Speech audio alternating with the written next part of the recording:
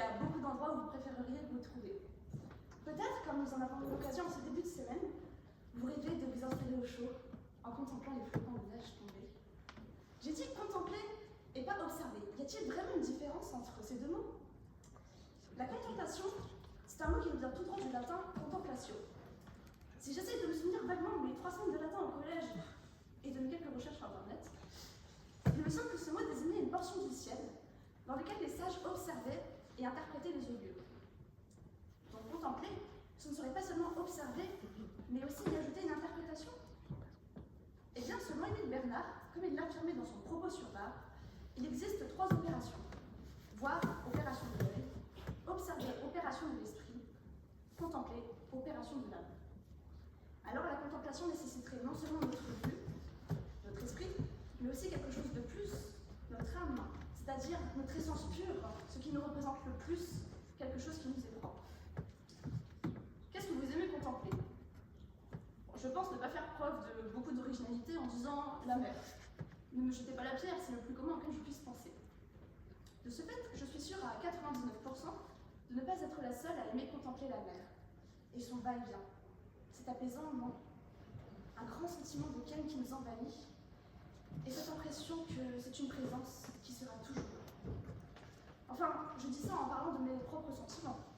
Il est tout à fait possible que vous vous sentiez plutôt envahi de nostalgie ou que vous soyez le genre de personne à pester contre le sable parce que vous préférez la montagne.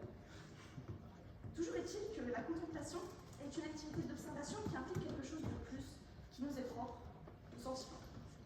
On peut contempler un objet à plusieurs, mais le ressenti que cela aura sera différent pour chaque personne. La contemplation reste ainsi toujours une expérience personnelle, propre à chaque individu. Et en même temps, on lui donne un sens, parce qu'on y rattache ses émotions, parce qu'on y implique une part de soi-même. Ce n'est pas pour autant que l'on prend le temps de s'adonner à la contemplation. D'abord parce que c'est une activité qui demande de se poser, à contre-courant du monde dans lequel nous vivons aujourd'hui, où tout n'est qu'empressement et gain de temps. La contemplation ne veut pas se faire qu'à moitié, il faut s'y consacrer, et cela demande du temps. Or le temps, c'est de l'argent. Et je suis au regret de vous annoncer que ce n'est pas contempler un magnifique paysage qui va vous aider à remplir votre frigo ou votre porte-monnaie. Et c'est en plus une occupation qui va nécessiter une concentration de votre part.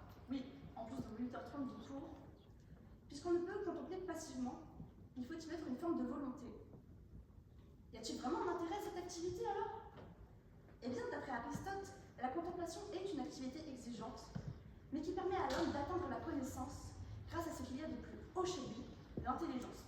Ce n'était pas la modestie, pardon. Dès lors, malgré notre fatigue de la journée, et le fait que nous ayons tous 50 choses beaucoup plus passionnantes à faire, comme en DM de physique-chimie, il est important que nous prenions le temps dans nos vies de nous arrêter et de contempler ce qui nous entoure. Les murs de la cabane, le parc de Sceaux et toutes les plus petites choses. Parce que la contemplation, en réalité, ce n'est pas seulement prêter attention à son environnement. Si on y est autant impliqué, c'est parce que dans la contemplation, il y a autant de nous que du sujet. Les émotions que l'on y rattache, ce n'est pas qu'on les projette sur le sujet que l'on contemple, c'est à l'inverse le sujet qui nous renvoie à nous-mêmes. La contemplation nous pousse à l'introspection. Et je me doute que vous n'avez aucune raison de supposer que j'en sais quelque chose. Je ne suis pas philosophe. C'est pourquoi on va plutôt s'appuyer sur des œuvres connues pour vérifier ce propos.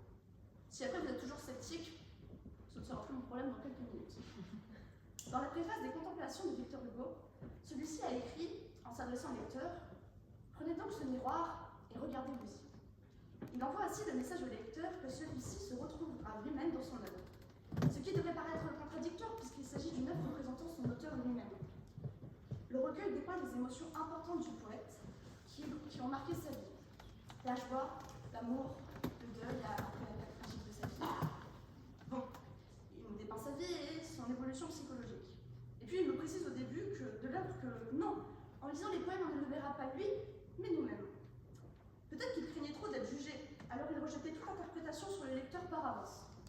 Mais il est plus vraisemblable qu'à travers ce recueil, puisqu'il s'agit d'une célébration des contemplations, le poète souhaitait qu'à notre tour, en contemplant son œuvre, nous laissions ces mots nous renvoyer à notre propre histoire.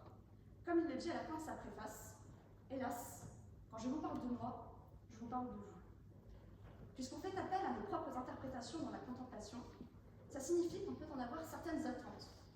Je veux dire qu'on peut contempler un sujet dans l'expectative de certaines émotions, si on peut trouver ce qui provoque ces émotions.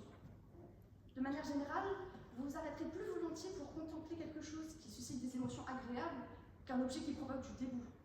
Une carcasse, par exemple. Eh bien, c'est ce que fait Baudelaire. Mais même avec les carcasses, alors je pense qu'il a un certain mérite.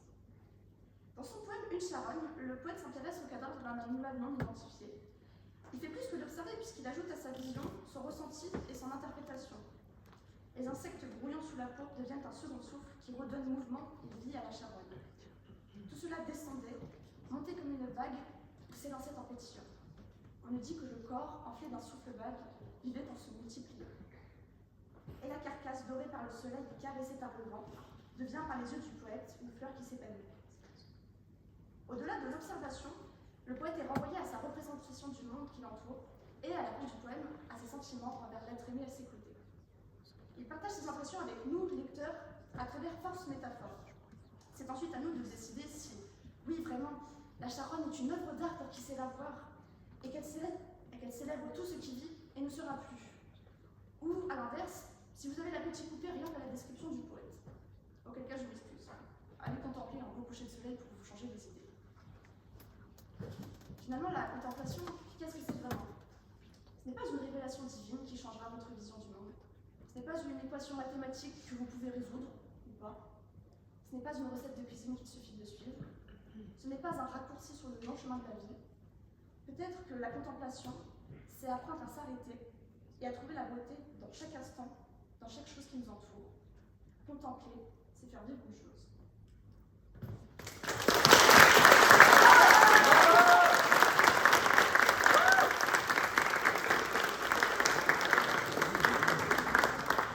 Merci Héloïse. Et pour le du spectacle, on appelle Armand avec Machine Vivante.